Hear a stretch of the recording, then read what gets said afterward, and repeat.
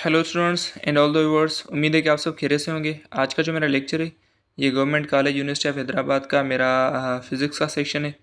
ठीक है स्टूडेंट्स, और इस फ़िज़िक्स के सेक्शन में जो जो मैंने ये क्वेश्चंस लिखे हैं ये बहुत ही इंपॉर्टेंट है for pre medical students and pre engineering students. ठीक है स्टूडेंट्स, और इस चैनल पे मैंने काफ़ी सारा कंटेंट अपलोड कर दिया है GCUH की एंट्री टेस्ट के हवाले से, जिसमें आपका मैथमेटिक्स, फिज़िक्स का सेक्शन, केमिस्ट्री, बायोलॉजी, ठीक है। उसके अलावा इंग्लिश का सेक्शन जो है जिसमें आपके पास active voice, passive voice, preposition, उन सारे वीडियोस की लिंक मैं आपको डिस्क्रिप्शन में दे दूँगा। आप वहाँ पे जाके वो सारी वीडियोस भी देख सकते हैं। ठीक है स्टूडेंट्स, तो अगर आप बिना सब्सक्राइब किए देख रहे हैं तो चैनल को लाजमी सब्सक्राइब कर दें और बेल आइकन को भी हिट कर दें ताकि मेरी आने वाली वीडियोज़ की नोटिफिकेशन आप तक पहुँच सके। ठीक है स्टूडेंट्स, तो स्टार्ट करते हैं अपने इस वीडियो लेक्चर को।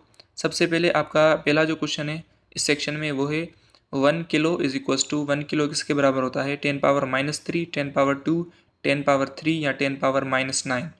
तो 1 किलो जो है वो आपके पास 10⁻³ के बराबर होता है। तो आपका करेक्ट ऑप्शन है 10⁻³ सी ऑप्शन। सेकंड क्वेश्चन है 1 mega is equals to 1 mega किसके बराबर होता है? 10⁻³ 10⁻6 10⁻⁻6 या आपके पास लास्ट ऑप्शन है 10⁻⁹। तो 1 मेगा आपके पास बराबर होता है 10⁻6 के। ठीक है स्टूडेंट्स, तो आपका यहाँ पे करेक्ट ऑप्शन है बी ऑप्शन। थर्ड जो क्वेश्चन है आपके पास, Newton is the unit of, Newton किसका यूनिट है? एनर्जी का, या आपके पास फोर्स का, या आपके पास वर्क का, या टॉर्क का? तो Newton is the unit of force. ठीक है स्टूडेंट्स, तो यहाँ पे आपका करेक्ट ऑप्शन है फोर्स।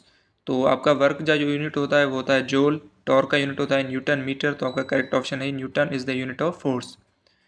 एंड फोर्थ जो क्वेश्चन है, डायमेंशन ऑफ फ्रीक्वेंसी, फ्रीक्वेंसी की डायमेंशन क्या है? ml⁻², ml² T⁻², या T⁻⁻⁻, या T? तो ml⁻² आपके पास फोर्स की डायमेंशन होती है, ml² T⁻² आपके पास वर्क की डायमेंशन, T⁻⁻1 आपकी फ्रीक्वेंसी डायमेंशन होती है, और T is the dimension of time period. तो आपके पास करेक्ट ऑप्शन है T⁻⁻1। फिफ्थ क्वेश्चन है in SI system the unit of energy, तो एनर्जी का यूनिट एसआई सिस्टम में क्या है? कैलोरी, अर्ग, जूल, या डाइन? तो एनर्जी का यूनिट ऐसा सिस्टम है आपके पास जूल होता है। तो आपका करेक्ट ऑप्शन है जूल। सिक्स क्वेश्चन है 1 angstrom is equals to, 1 angstrom किसके बराबर होता है? 10⁻⁻10 मीटर्स, 10⁻⁻8 मीटर्स, 10⁻8 मिलीमीटर्स, या ए एंड बी? तो आपके पास 1 एंगस्ट्रॉम जो है वो 10⁻⁻10 मीटर्स के भी बराबर होता है और 10⁻⁸ सेंटीमीटर्स के भी बराबर होता है। तो यहाँ पे जो आपका डी ऑप्शन है वो करेक्ट है, ए एंड बी। तो ए ऑप्शन भी करेक्ट, बी ऑप्शन भी करेक्ट है। एंड सेवन जो क्वेश्चन है, velocity is dash quantity, velocity आपके पास कौन सी क्वांटिटी होती है? स्केलर, बी ऑप्शन है आपके पास वेक्टर, सी ऑप्शन आपके पास टेंसर, या नन ऑफ दिस? तो वेलोसिटी आपके पास कौन सी क्वांटिटी होती है? Velocity is a vector quantity. तो बी ऑप्शन आपका करेक्ट ऑप्शन है।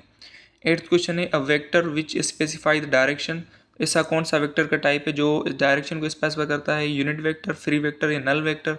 तो यहाँ पे जो करेक्ट ऑप्शन है वो unit vector. Unit vector is used for specifying the direction of vector. Ninth question है a vector is divided by its magnitude is called dash, तो ऐसा वेक्टर जो अपने ही मैग्नीट्यूड से डिवाइड हो से हम किसे क्या कहते हैं? Null vector, unit vector, free vector, या रिजल्टेंट वेक्टर?